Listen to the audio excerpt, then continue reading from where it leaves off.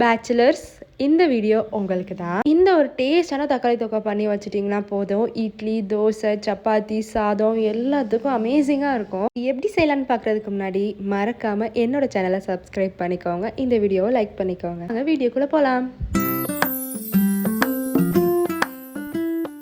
ஒரு கடாயில் கொஞ்சமாக நல்லெண்ணெய் ஆட் பண்ணிக்கோங்க. இந்த எண்ணெய் நல்லா காஞ்சதுக்கு அப்புறமா நான் ஒரு 20 பல் பூண்டு எடுத்து வச்சுருக்கேன்.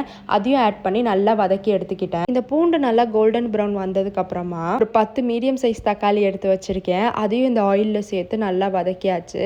இது நல்லா வதக்கி வர டைமில் உப்பு ஒரு ஸ்பூன் ஆட் பண்ணி திருப்பி வதக்கி விட்டு தக்காளி நல்லா வதங்கினதுக்கு அப்புறம் மிளகாத்தூளும் கொஞ்சமாக புளி தண்ணி எடுத்து வச்சுருக்கேன். அதையும் ஆட் பண்ணியாச்சு. இன்னொரு சைடில் பார்த்தீங்கன்னா இந்த வெந்தயத்தையும் கடுகையும் நல்லா வறுத்து அதை இடித்து எடுத்து வச்சிருந்த அந்த தக்காளி தொக்கில் ஆட் பண்ணியாச்சு. இதில் சுத்தமாக தண்ணியை ஆட் பண்ணுறதே தேவையே இல்லை. ஏன்னா நம்ம லைட்டாக புளி தண்ணி ஆட் பண்ணுறனால அதுலேயும் கொஞ்சம் தண்ணி வரும். அப்புறம் தக்காளிலையும் நம்மளுக்கு தண்ணி விடுறனால பெருசாக தண்ணியெலாம் ஆட் பண்ண வேண்டாம். லாஸ்ட்டாக திருப்பியும் நல்லெண்ணெய் கொஞ்சம் ஆட் பண்ணி விடுங்க.